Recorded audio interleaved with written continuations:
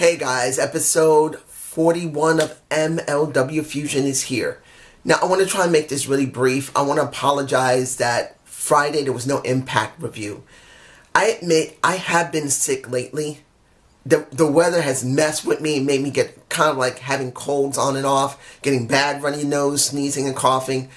But I will say this, that I have been under stress lately because of trying to do the new channel and visiting relatives that I haven't seen in a long time, that I am glad to see them. I love these relatives. If Jennifer is watching, Jen, how you doing, Jen? Just in case you are seeing this episode, how you doing? I have a tendency to get really anxious about stuff, and then I have a tendency not to eat properly. And once I start eating improperly and the stress hits me, it messes up my stomach. Alongside being sick with, looks like I've been catching a cold. So I've had a cold, and then my stomach's messed with me because of my stress.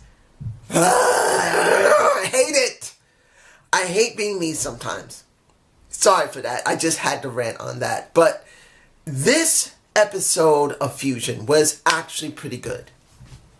Now, when it came to, I believe the guy's name is Cotto Brazil.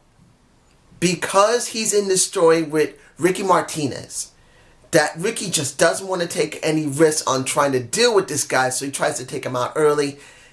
Cotto, if I'm correct on his name, his first name, he's wearing an eye patch. Now, here's the thing for me personally. If you're going there saying this guy is now blind, but then he's coming into the ring, when he's put into a match, he should not win immediately. He should have an issue. He should not win the match. Now the match, what's the guy's name? Or Gatto. I'm mispronouncing his name. Or Dadago. I'm bad with names, particularly if they're Spanish.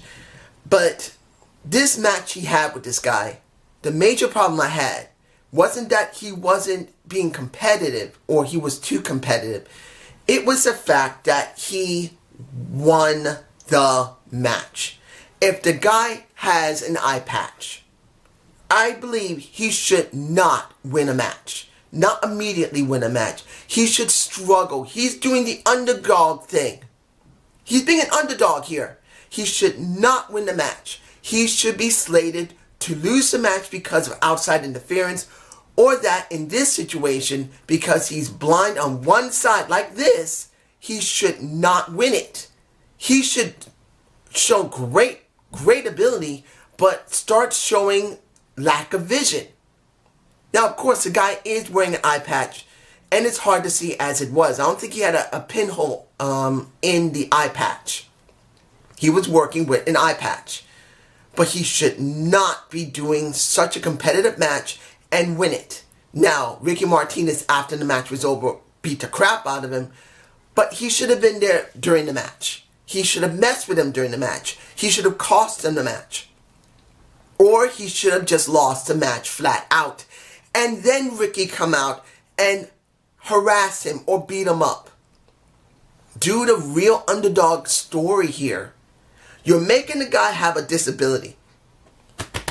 I personally know what it's like to have a disability. I can't walk straight. I limp everywhere I go. But I'm not the type of person to quit. I'm an underdog in real life. So in this situation, that's what you should have had. Now, the Tommy Dreamer conferencing call, I didn't like it. I hated it. I despised it for the simple reason of the Singapore K match. You're going to have these guys continue dealing with each other when it comes down to it. Brian Pillman Jr. has nothing to prove. He just kicked Tommy Dreamer's ass, one of the originators of ECW. I'm sorry. I have no interest in this now because Pillman should have lost his match. He should have had a real Singapore K match. He should have got his ass beaten up and then be going after Tommy at maybe Hardcore Wrestling. Or if Tommy comes back to Major League Wrestling, then he gets his ass beaten up. Beaten by Pillman to make it look like he is so angry. He had to take that beating. Yes, he showed how tough he was, but he needed to take that beating. He needed to lose and show how tough he was. We didn't get that. I don't see anything for Pillman. Nothing. This means nothing. And it's highly disappointing. Seeing they're still going to be doing, well, first they're going to be doing, I don't know when, maybe the 2nd of February or next week, they're going to be doing an empty arena match. I don't care. I'm sorry. You're going to do an empty arena match after Pillman won his previous match when he should have lost the match and be demanding any type of situation to get back at Tommy. Here, it feels empty. Now, Hughes versus, what was the guy's name again? Ace Romero. Now, this was an interesting situation. You got two super heavyweights.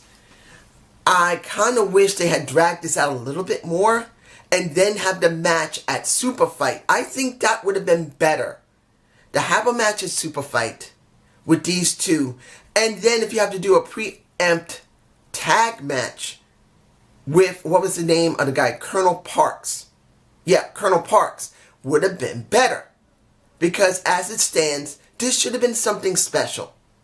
They should have had themselves the end of the show. And if they couldn't have it at the end of the show, this should have culminated in a pay-per-view match. So it wasn't the fact that these guys weren't very great in the ring. Romero really helped out when it came to Hughes. Hughes, nothing against, I forgot the guy's name, his first name.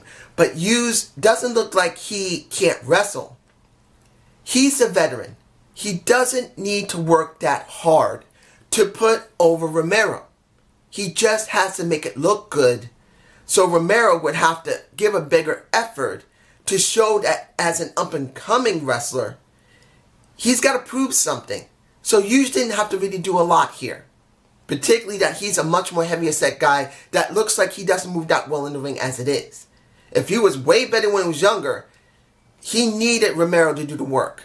But then when the Dirty Blondes came in, because Colonel Parks was belittling both these guys, saying that they both were freaking fat, they went and had this impromptu match.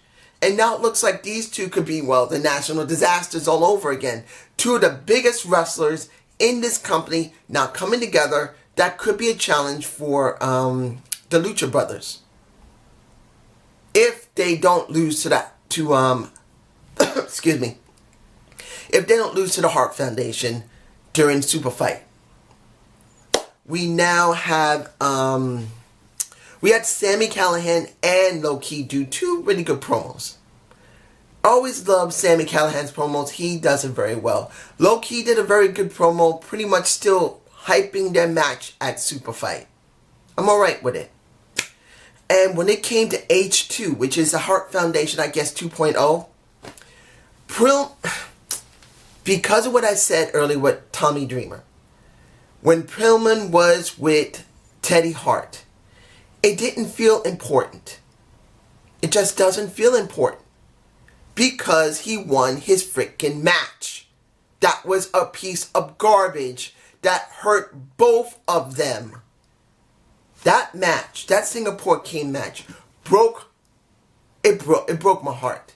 I wanted to see a modern version of that match, that same match, with two people that one of them could put over. If it wasn't Sam, and it had to be Tommy, and it hurt. I'm sorry, it just did.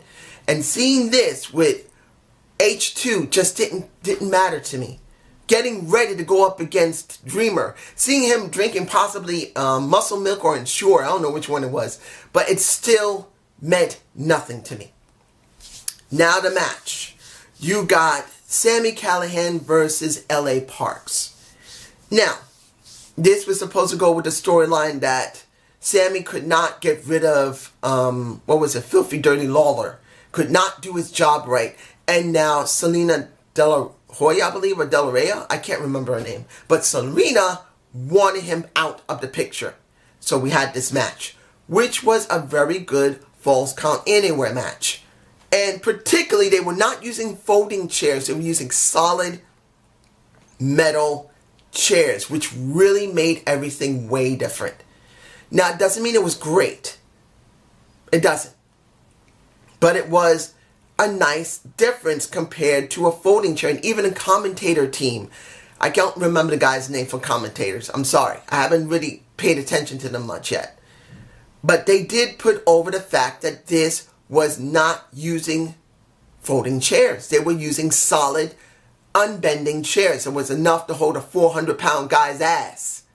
And when it came to it, LA Parks did a good job. Sami Callihan, I just love the guy. The guy has great talent of personality. Yes, he's a great wrestler, but his personality was great. When they were dealing with the chops, Sami just opened up his vest and said, "Come on, chop me." He got his ass chopped and he was crying like a freaking baby, and I loved it. It just showed he's got talent. In the end, Sami did not win this. I guess they don't want to lose anything for Super Fight because they don't want Sami to be dealing with Filthy Dirty Lawler, I believe. I can't remember his name, but let's be honest here.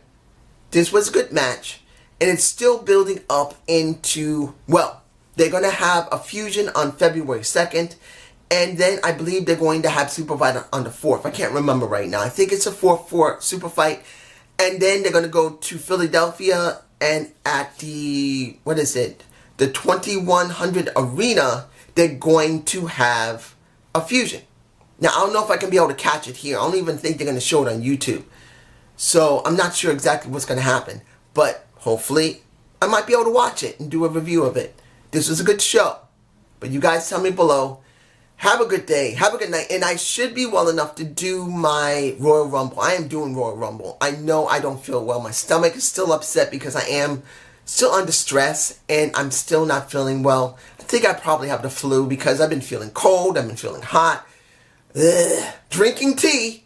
I am drinking tea. Admittedly, I'm not eating well, but I am taking care of myself. You guys, don't worry about me. And thank you if anyone leaves a message saying, take care of yourself, have this, maybe this will help your stomach, this will help the flu you're probably feeling. If you leave any messages like that, thank you. I really appreciate it. It means a lot to me that anyone cares about if I'm doing a decent job here, and even more that you even say a nice word. I'm a very low maintenance type of guy. You can say a nice word and I'm joyous about it. Have a good day. Have a good night. Peace.